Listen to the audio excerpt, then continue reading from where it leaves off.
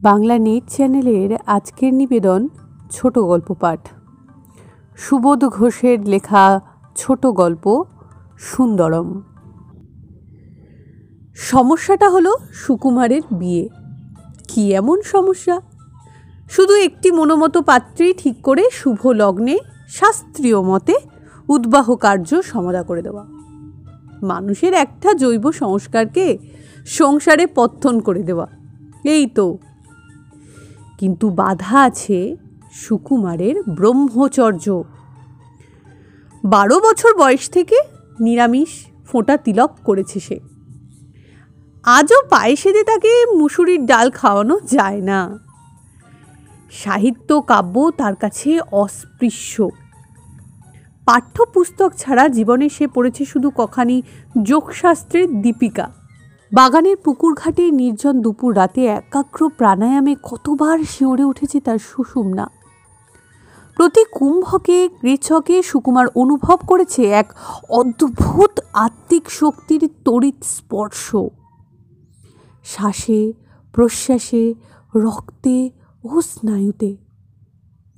সুকুমার চোখ বুঝলেই দেখতে পায় তার অন্তরে নিভৃত কন্দরে সমাসীন এক বিপাগী পুরুষ। আবিষ্ট অবস্থায় কানে আসে কে যেন বলছে, মুক্তি দে, মুক্তি দে। জব ছেড়ে চোখ মেলে তাকালেই দেখতে পায় কার এক গৈরিক উত্তরীয় ক্ষণিকের দেখা দিয়ে মিলিয়ে গেল বাতাসে। সুকুমার বন্ধুদের অনেকবার জানিয়েছে, ব্যাস এই এক্সামিনটা পর্যন্ত, তারপর আর নয়। হিমালয়ের ডাক এসে গেছে আমার।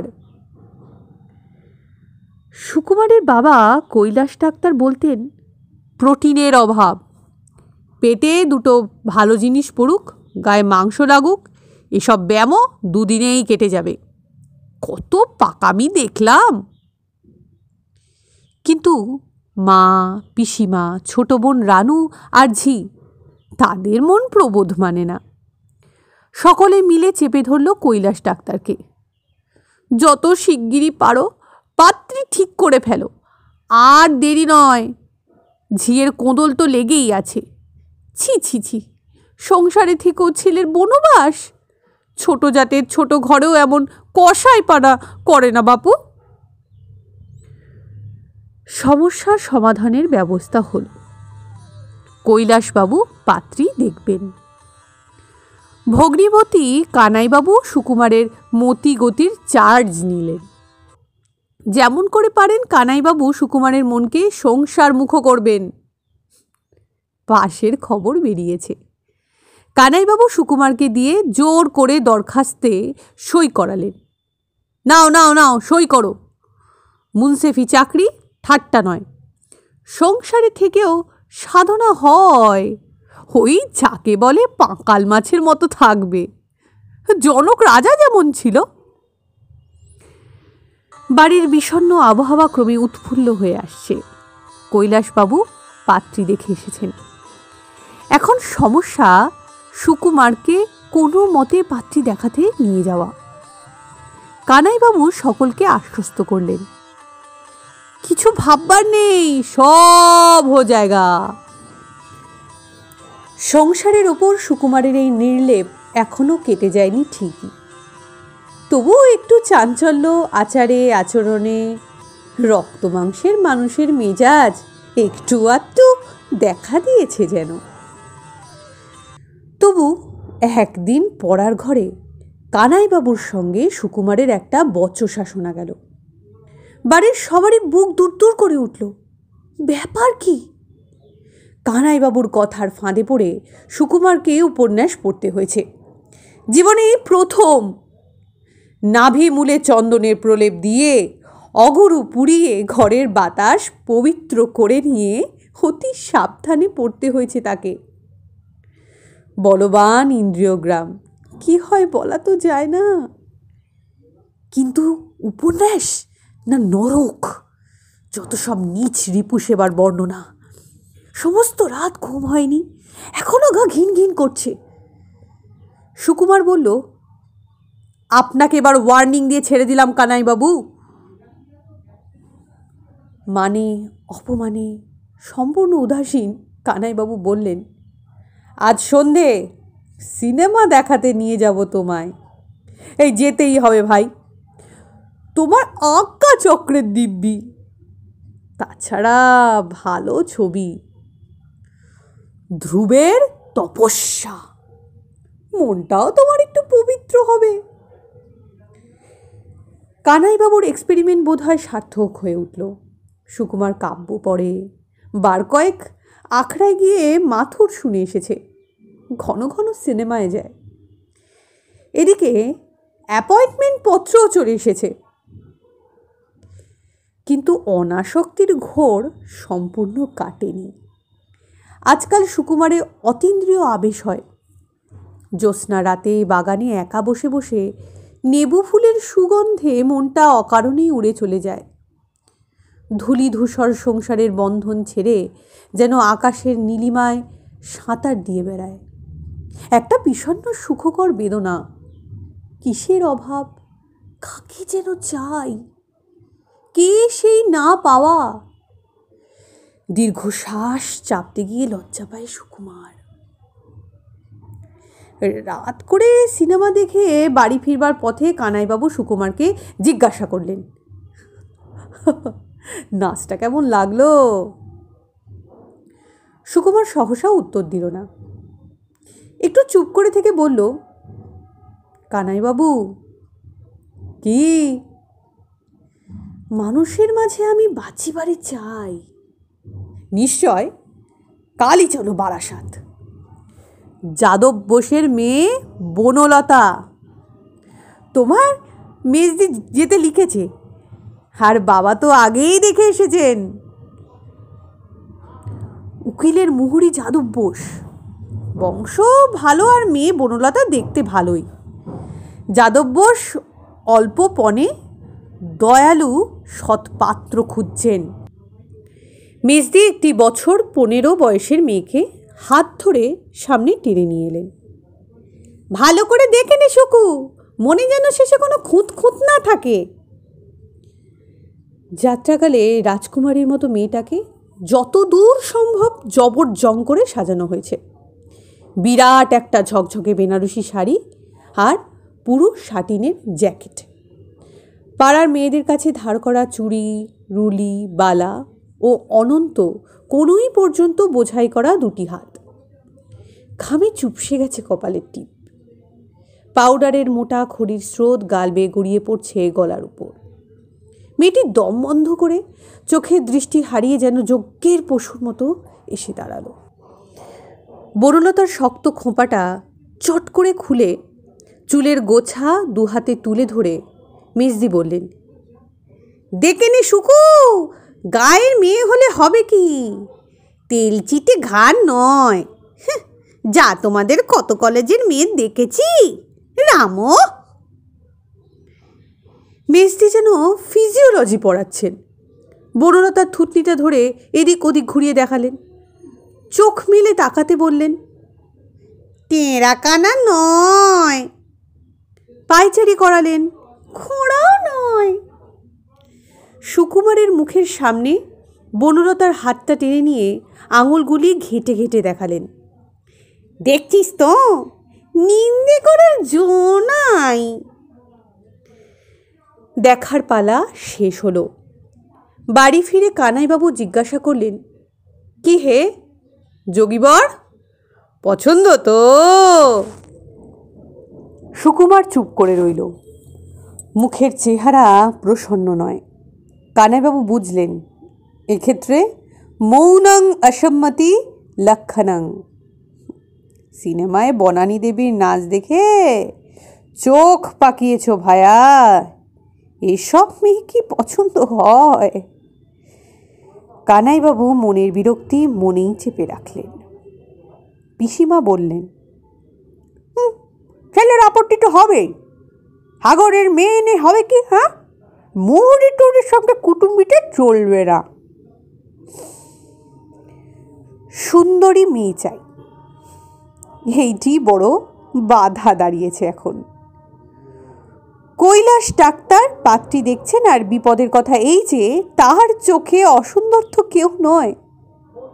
তাই কৈলাস ডাক্তার কাউকে সুন্দরী বলে সার্টিফিকেট দিলেই চলবে না। এই বিষয়ে তার রুচি সম্বন্ধে সকলের যথেষ্ট সংশয় আছে।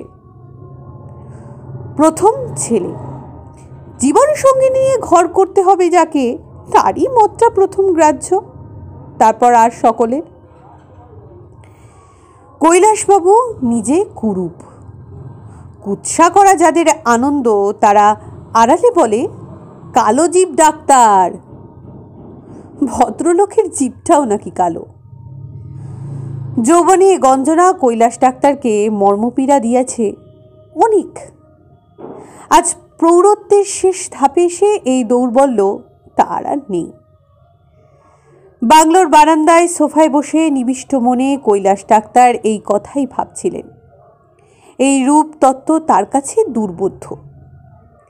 আজ 25 বৎসর ধরে যে ঝানু সার্জেন্ট ময়না ঘরে মানুষের বুক চিরে দেখে এসেছে, তাকে আবার বোঝাতে হবে না কাকে সোনার দেহ বলে।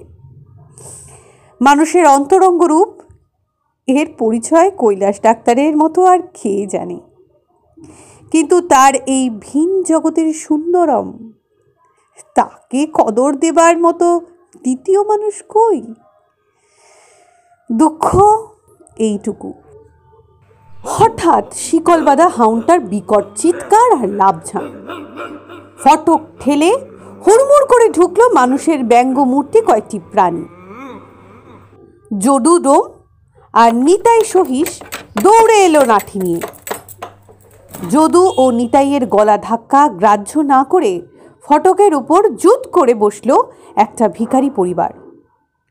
নোংরা চটের পোঁটলা, ছেঁড়া মাদুর, উনুন, হাঁড়ি, ক্যানেস্তারা, পিঁপড়ে ও মাছি নিয়ে একটা কদর্য জগতের অংশ। শোরগোল শুনে বাড়ির সবাই এলো বেরিয়ে। কৈলাসবাবু বললেন, কে রে এরা যদু, চাইছে কি? এ বেটার নাম হাবু বোস্টম, তাঁতিদের ছেলে, কুষ্ঠ হয়ে ভিক্ষে ধরেছে। কুষ্টি হাবু তার পটি বাঁধা হাত দুটো তুলে বলল, কৃপা করো বাবা। এই বুড়িটাকে? এ বাগির নাম হামিদা, যাতে ইরানি বেদিয়া। বসন্তে কানো হবার পর দল ছাড়া হয়েছে, ও এখন ওই হাবুড়ি বউ। হামিদা কোলের ভিতর থেকে ন্যাকড়ার জড়ানো কমাসের একটা ছেলেকে দু হাতে তুলে ধরে নকল কান্নায় কোকিয়ে কোকিয়ে বলল, বাচ্চা খাচান হুজুর, এক পিয়ালি দুধ হুজুর, এক মুঠি দানা হুজুর। আর এই ঢিঙ্গি ছুরিটা কে? পিসিমা প্রশ্ন করলেন। ওর নাম তুলসী, হাবু আর হামিদার মেয়ে। আপন মেয়ে? হ্যাঁ পিসিমা, যদু উত্তর দিল। তুলসী একটা কলাই করা থালা হাতে বসে আছে চুপ করে। পরিধানে খাটো একটা নোংরা পর্দার কাপড়, বুকের ওপর থেকে গেরো দিয়ে ঝোলানো, আভরণের মধ্যে হাতে একটা কৌড়ির তাবিজ। দেখবার মতো চেহারা এই তুলসীর। বছর 14 বয়স, তবু সর্বাঙ্গে একটা রূঢ় পরিপুষ্ট কোনো ডাকিনীর টেহাকোট্টা মূর্তির মতো কালিমারা শরীর, মোটা থ্যাবড়া নাক, মাথার খুলিটা বেঢপ টেরে বেঁকে আছে। চোয়াল জুড়ে দস্তুর মতো একটা হিংসা ফুটে রয়েছে যেন।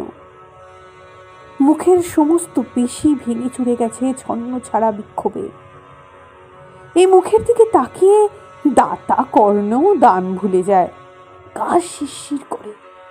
কিন্তু যদু বলল, তুলসীর ভিক্ষের রোজগারেই নাকি এদের পেট ভাতের একমাত্র নির্ভর। হাবু ঠিক ভিক্ষে করতে আসেনি, মিউনিসিপ্যালিটি এদের বস্তি ভেঙে দিয়েছে। দেশি মদের একটা নতুন ভাটিখানা হবে সেখানে।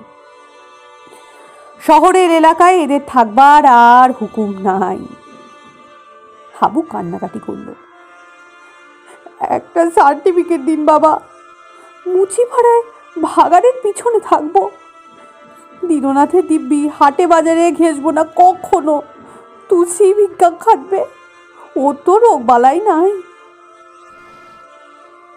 পিসিমা বললেন, যেতে বলো গা ঘিন করে, কিছু দিয়ে বিদে করো যে বাপু, ওরে কিছু দিয়ে বিদে করে দে।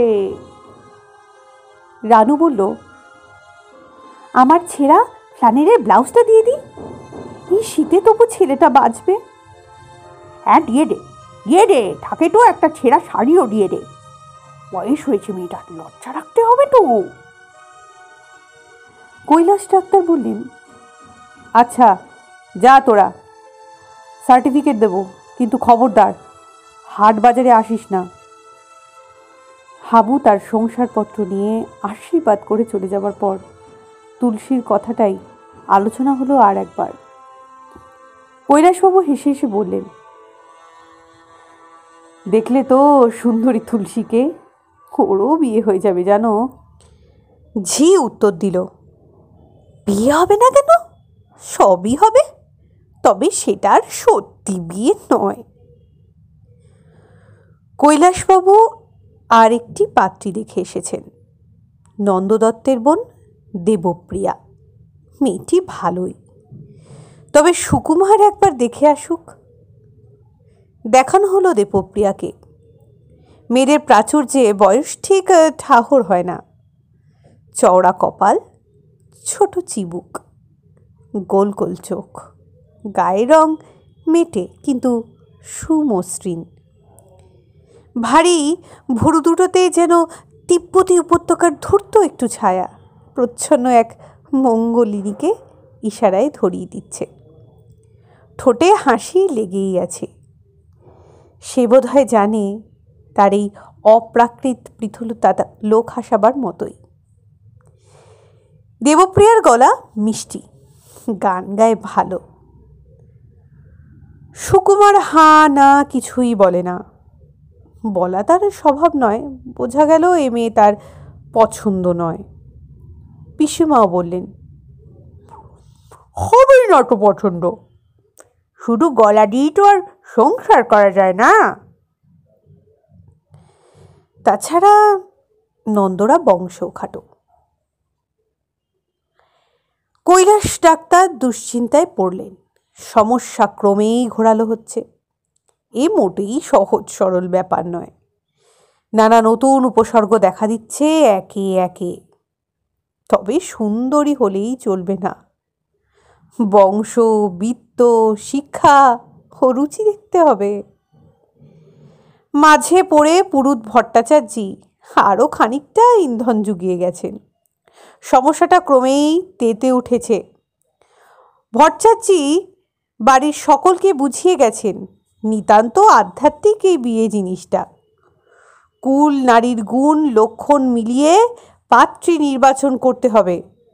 গৃহিণী, সচিব, সখী, প্রিয় শিষ্যা সব দিক যাচাই করে দেখতে হবে। সারা জীবনের ধর্ম সাধনার অংশ ভাগিনী, এ ঠাট্টার ব্যাপার নয়। ধরে বেঁধে একটা নিয়ে এলেই তো হলো না। ওসব যাবনি কলাচার চলবে না। হ্যাঁ, তবে সুন্দরী হওয়া চাই, কারণ সৌন্দর্য একটা দেবসুলভ গুণ।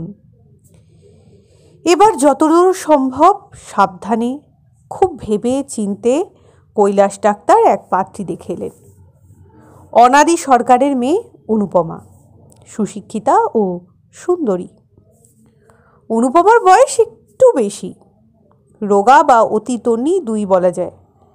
মুখশ্রী আছে কি না আছে তা বিতর্কের বিষয়, তবে চাল চলনে সুরুচির আবেদন আছে নিশ্চয়।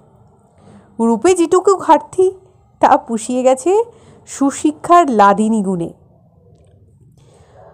প্রতিবাদ করল রানু, না ম্যাচ হবে না, যা ঝিরকুট চেহারা মেয়ের।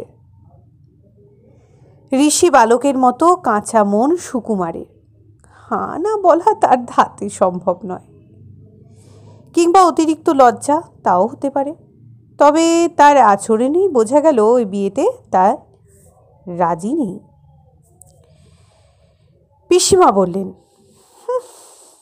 ভালোই হলো, জানি তো যা কিপটে ওই অনাদি চাষা, বিনা খরচে কাজ সারতে চায়, পাট তো যেন পথে গড়াচ্ছে। দৈবজ্ঞী মশাই এসে পিসিমাকে স্মরণ করিয়ে দিলেন, পাত্রীর রাশি আর গণ খুব ভালো করে মিলিয়ে দেখবেন পিসিমা, ওসব কোনো তুচ্ছ করার বিষয় নয়, সবই গ্রহের কৃপা। দৈবজ্ঞী সুকুমারের কোষ্ঠী বিচার করে বাড়ির সকলকে বড় রকম একটা প্রেরণা দিয়ে চলে গেল। যা দেখছি তা তো বড়ই ভালো মনে হচ্ছে। পতাকারিষ্টি আর নেই, এবার কেতুর দশা চলছে। এই বছরের মধ্যে ইষ্টলাভ, সুন্দরী বামা, রাজপদং ধনসুখং ইত্যাদি ইত্যাদি। এই ছুরি, ওখানে কি করছিস? কৈলাসবাবু ধমকে উঠলেন। সুকুমারের পড়ার ঘরের সামনের বারান্দায় ফুল গাছের টবের পাশে বসে আছে তুলসী, হাতে কলাই করা থালাটা। যদু কোত্থেকে এসে সঙ্গে সঙ্গে হুমকি দিল, এই অট অট এখান থেকে হারামজাদি, কেমন ঘুপটি মেরে বসে আছে চুরি ফিকিরে। কৈলাস ডাক্তার বললেন, যাক যাক যাক, গালমন্দ করিস নে, খিড়কির দৌড়ে গিয়ে বসতে বল। সামনে কানাইবাবুকে পেয়ে বললেন, কি কানাই, এবার আমাকে বিড়ম্বনা থেকে একটু রেহাই দেবে কি না? সুন্দরী পাত্রী জুটলো তোমাদের? আগে না, চেষ্টার তো ত্রুটি করছি না। চেষ্টা করেও কিছু হবে না, তোমাদের সুন্দরের তো মাথা মুন্ডু কিছুই নেই। কীরকম? কীরকম আবার? চুল কালো হলে সুন্দর, আর চামড়া কালো হলে কুৎসিত। এই কথাটা কি মহাব্যাবে লেখা আছে শাশ্বত কালি দিয়ে? হ্যাঁ? চুপ করে থেকে কৈলাস ডাক্তার বললেন, পদ্মপত্র যুগ্ম নেত্র পরশয়ে শ্রুতি। ধন্যী বাবা কাশিরাম। একবার একবার ভাবো তো কানাই, কোনো ভদ্রলোকের যদি নাক থেকে কান পর্যন্ত ইয়া ইয়া দুটো চোখ ছড়িয়ে থাকে, কি চিজ হবে সেটা? কানাইবাবু বললেন, যা বলেছেন, কত যে বাজে সংস্কারের স্বাদ পাঁচ রয়েছে লোকের। তবে মানুষের রূপের একটা স্ট্যান্ডার্ড অবশ্য আছে, অ্যানথ্রোপোলজিস্টরা যেমন বলেন। অ্যানথ্রোপোলজিস্ট না চামড়াওয়ালা? কৈলাসবাবু চড়া মেজাজে বললেন, আসুক আসুক একবার আমার সঙ্গে ময়না ঘরে, দুটো লাশের ছাল ছাড়িয়ে দিচ্ছি, চিনে বলুক দেখি কে ওদের আলপাইন, নেগ্রিটো আর প্রোটো অস্ট্রোলয়েড। দেখি ওদের বংশবিদদের মুরদ, মেলা বকো না আমার কাছে।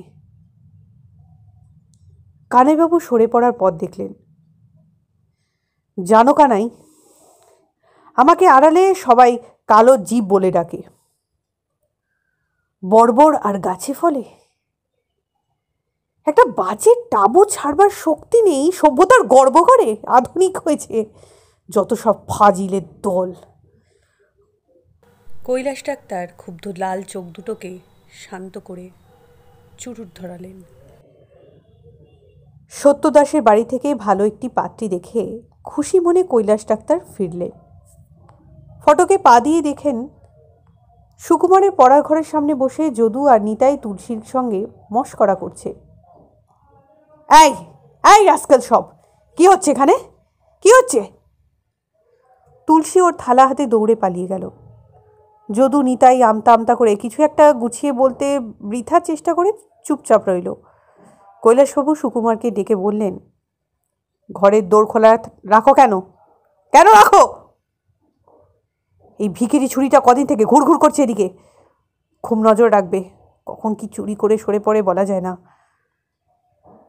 সুকুমারে মাকে ডেকে কৈলাস জানালেন, সত্যদাসের মেয়ে মমতাকে দেখেলাম।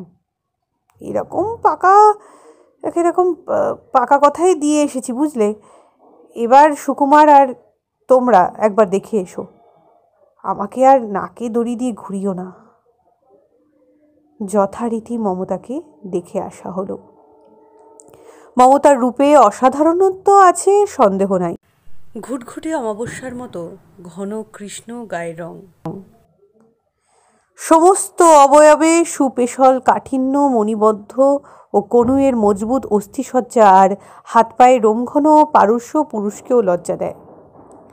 চওড়া করটির ওপর অতিকুঞ্চিত স্থূল স্তম্তু চুলের ভার, নীলগিরির চূড়ার উপর স্নিগ্ধ মেঘস্তবকের মতো এক দৃঢ়া দ্রাবিড়া নায়িকার মূর্তি। মমতার প্রখর দৃষ্টির সামনে সুকুমারী সংকুচিত হল। বড়মালা কাঙাল অবলার দৃষ্টি এ নয়, বরং এক অকুত লজ্জা স্বয়ংবরার জিজ্ঞাসায় যেন জলজল করছে। সত্যবাবু মেয়ের গুণপনার পরিচয় দিলেন। বড় পরিশ্রমী মেয়ে, কারণ স্বাস্থ্য খুব ভালো।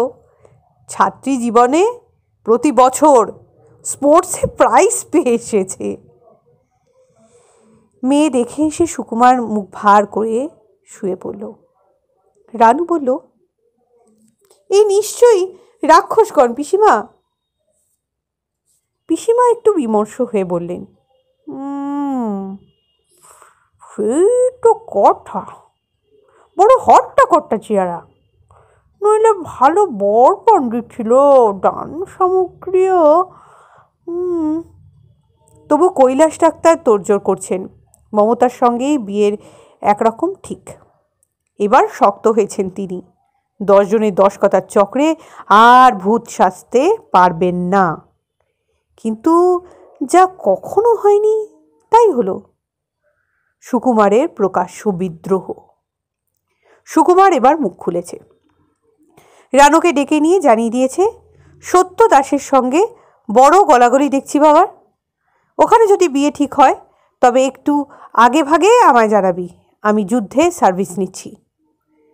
কথাটা শুনে পিসিমার গায়ে কাঁটা দিয়ে উঠল। সুকুমারের মা রান্না ছেড়ে বৈঠকখানায় গিয়ে কৈলাসবাবুর সঙ্গে এক প্রস্থ বাগযুদ্ধ সেরে এলেন, কিন্তু ফল হলো না কিছুই। কৈলাসবাবু এবার অটল। সুকুমারের মা কেঁদে ফেললেন, ওই হডকুচ্ছিতি মেয়ের সঙ্গে বিয়ে, তোমার ছেলে ওই মেয়ের ছায়া মারাবে ভেবেছ? এমন বিয়ে না দিয়ে ছেলের হাতে চিমটে দিয়ে বিদে করে দাও না। কৈলাসবাবুর অটলতার ব্যতিক্রম হলো না কিছুই। তিনি শুধু একটা দিন স্থির করার চেষ্টায় রইলেন। সুকুমার মার মূর্তি হয়ে রানুকে বলল, সেই দৈবজ্ঞীটা এবার এলে আমায় খবর দিবি তো। কোন দৈবজ্ঞী? ওই যে হয়েছে বেটা সুন্দরী রামাটামা বলে গিয়েছিল, জীব উপড়ে ফেলব। আড়ালে দাঁড়িয়ে কৈলাস ডাক্তার শুনলেন এই বাক্যলাপ। রাগে ব্রহ্মদালু জ্বলে উঠল তাঁর। সুকুমারের মাকে ডেকে প্রশ্ন করলেন, কি পেয়েছো?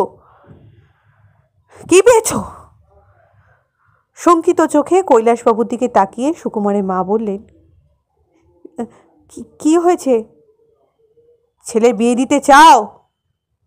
কেন কেন দেব না? সৎপাত্রী চাও না সুন্দরী পাত্রী চাও? সুকুমারের মা ভেবে নিয়ে ভয় ভয় বললেন, সুন্দরী পাত্রী চাই। বেশ, তবে লিখে দাও আমাকে সুন্দরী কাকে বলে। তন্নি, শ্যামা, পক্ক, বিম্বাধর, আরও যা আছে লিখে দাও। আমি সেই ফর্দ মিলিয়ে পাত্রী দেখব। এই বিদঘুটে প্রস্তাবে সুকুমারের মার মেজাজও ধৈর্য হারাবার উপক্রম হল। তবু মনের ঝাঁজ চেপে নিয়ে বললেন, তার চেয়ে ভালো তোমায় পাত্রী দেখতে হবে না, হ্যাঁ আমরা দেখছি। ধন্যবাদ, খুব ভালো কথা। এবার আমি দায় মুক্ত। হ্যাঁ ঠিক। কৈলাস ডাক্তার এখন অনেকটা সুস্থির রয়েছেন। হাসপাতালে যান আর আসেন, রুগী নিয়ে, ময়না ঘরের লাশ নিয়ে দিন কাটি যায় যেমন আগেই কাটত। বাগানের দিকে একটা হট্টগোল। কৈলাস ডাক্তার এগিয়ে গিয়ে দেখেন যদু, ডোম আর নিতাই মিলে তুলসীকে ঘাড় ধরে হির হির করে টেনে বাগানের ফটক দিয়ে বার করে দিচ্ছে। কি ব্যাপার নিতাই?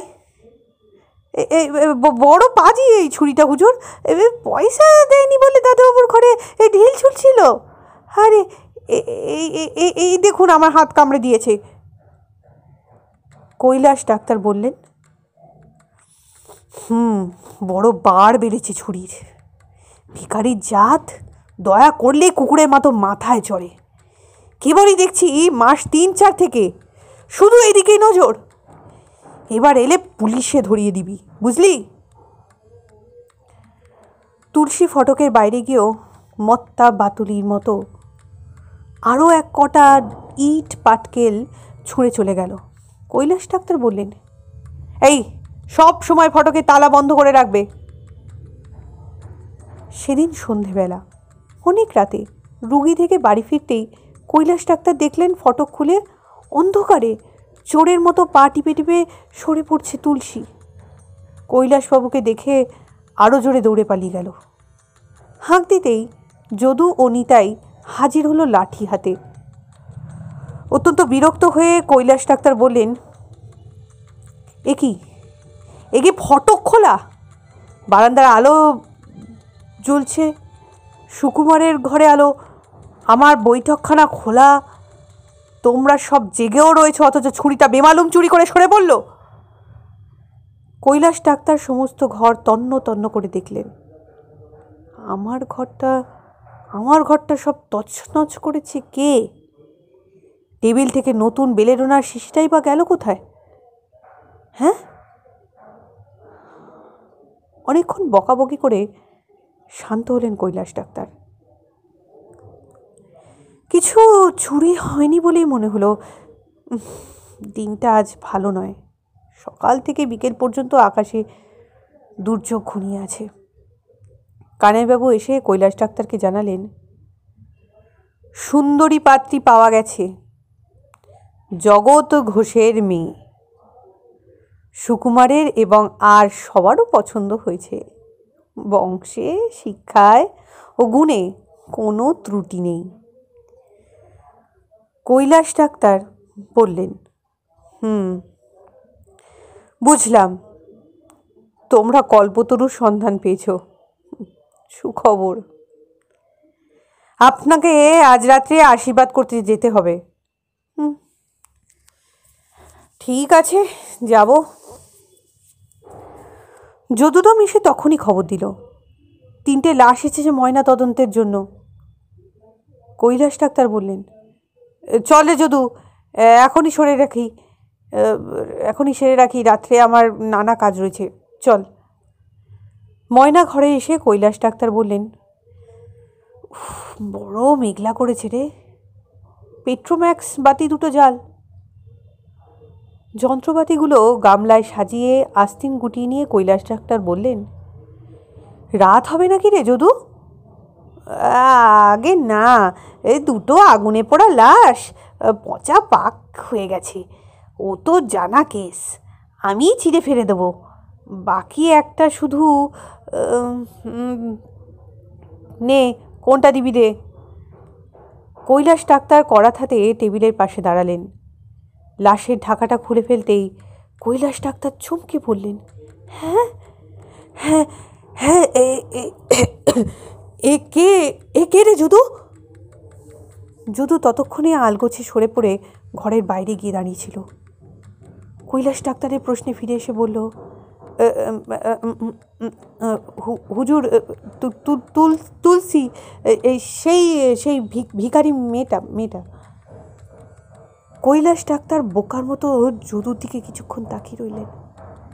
যদু সেই অবসরে তুলসীর পরিহিত নোংরা শাড়িটা, গায়ের ছেঁড়া কোটটা খুলে মেঝের ওপর ছুঁড়ে ফেলে দিল। আবার বাইরে যাওয়ার উদ্যোগ করতেই কৈলাস ডাক্তার বললেন, এই যাচ্ছিস কোথায়? স্পিরিট দিয়ে লাশটা মোজ ভালো করে। ইউক্যালিপটাসের তেলের বোতলটা দে, কিছু কর্পূর পুড়ে দে, হ্যাঁ কর্পূর পুড়তে দে, আর একটা বাতি জ্বাল। One more unfortunate. কথাটার মধ্যে যেন একটু বেদনার আভাস ছিল। তুলসীর লাশে হাত দিলেন কৈলাস ডাক্তার। কড়াতে পচে খুলিটা দুভাগ করা হলো। কৈলাস ডাক্তারের হাতে ছুরি ফোঁস ফোঁস করে স্বনিঃশ্বাসে নিচে কেটে চলল লাশের উপর। গলাটা চিরে দেওয়া হলো লম্বালম্বিভাবে।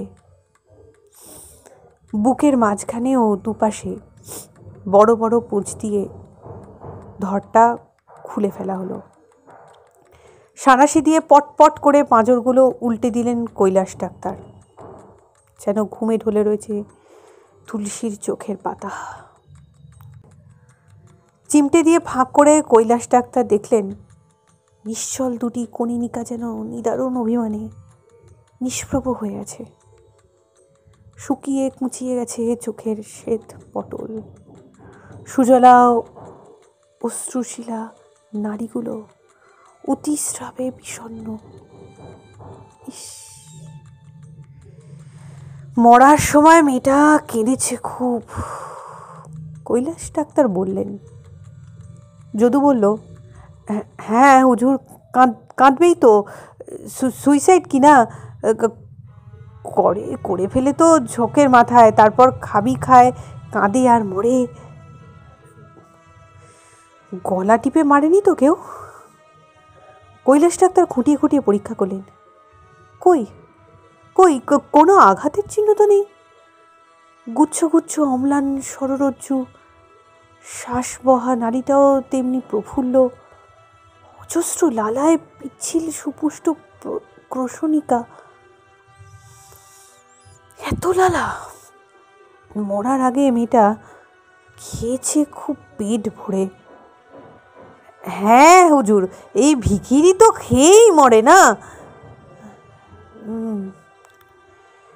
দেহতত্ত্বের পাকা জোহরি কৈলাস ডাক্তার। তাকে অবাক করেছে আজ কুৎসিতাই তুলসী।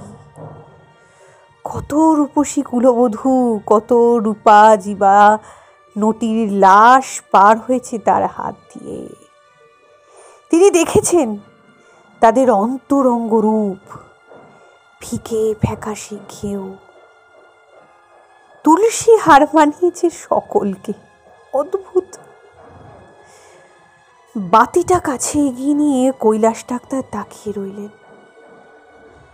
প্রবাল পুষ্পের মালঞ্চের মতো বরাজের এই প্রকট রূপ, অছত্ব মানুষের রূপ,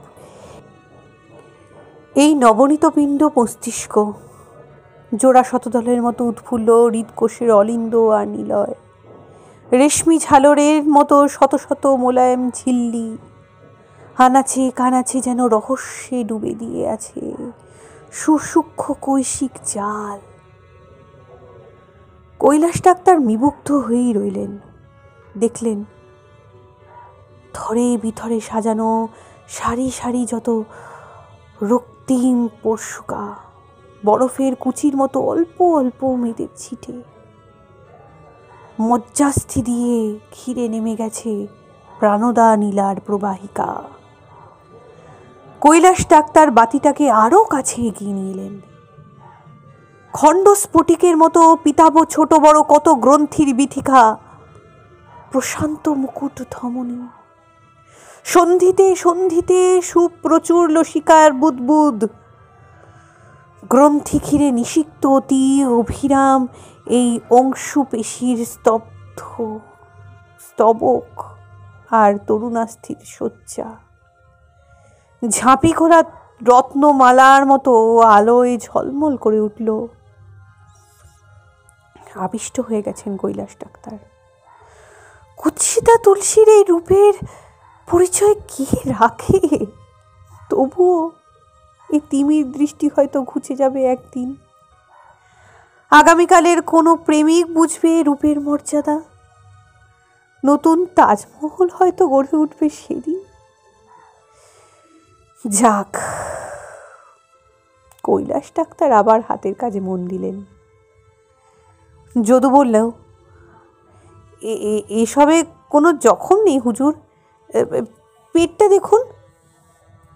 ছুরির ফলার এক আঘাতে দুভাগ করা হলো পাকস্থলী।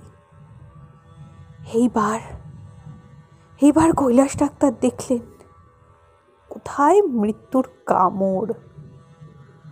ক্লোম রসে মাখা একটি অজীর্ণ পিণ্ড,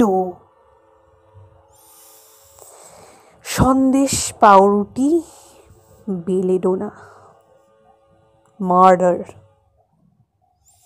হাতের ছুরি খসে পড়ল মেঝের ওপর। সে শব্দে দুপা পিছিয়ে দাঁড়িয়ে রইলেন কৈলাস ডাক্তার। উত্তেজনায় বুড়ো কৈলাস ডাক্তারের ঘাড়ের রগ ফুলে উঠল দপদপ করে। পোকরাজের দানার মতো বড় বড় ঘামের ফোঁটা কপাল থেকে ঝরে পড়ল মেঝের ওপর। হঠাৎ ছটফট করে টেবিলের কাছে আবার এগিয়ে এলেন কৈলাস ডাক্তার। ছো মেরে কাঁচিটা তুলে নিয়ে তুলসীর তলপেটে দুটো বন্ধনী ছেদ করলেন। নিকেলের চিমটে সুচিকন বাহুপুটে চেপে নিয়ে স্নেহাক্ত আগ্রহে ধীরে ধীরে টেনে তুলে ধরলেন। পরিশলকে ডাকা সুডোল সুকোমল একটি পেটিকা, মাতৃত্বের রসে উর্বর মানব জাতির মাংসল ধরিত্রী। সর্পিল নারীর আলিঙ্গনে ক্লিষ্ট কুঞ্চিত বিষিয়ে নীল হয়ে আছে শিশু এশিয়া। আবেগে কৈলাস ডাক্তারের ঠোঁটটা কাঁপছিল থরথর করে। যদু এসে ডাকলো, হুজুর। ডেকে সাড়া না পেয়ে যদু বাইরে গিয়ে নিতাই সহিসের পাশে বসল। নিতাই বলল, এত দেরি কেন রে যদু? সালা বুড়ো নাতির মুখ দেখছে। এখানেই শেষ হলো আজকের ছোট গল্প সুন্দরম। শুনছিলেন সুবোধ ঘোষের লেখা ছোট গল্প সুন্দরম। শুনতে থাকুন বাংলা নেট চ্যানেল, পড়তে থাকুন বাংলা সাহিত্য।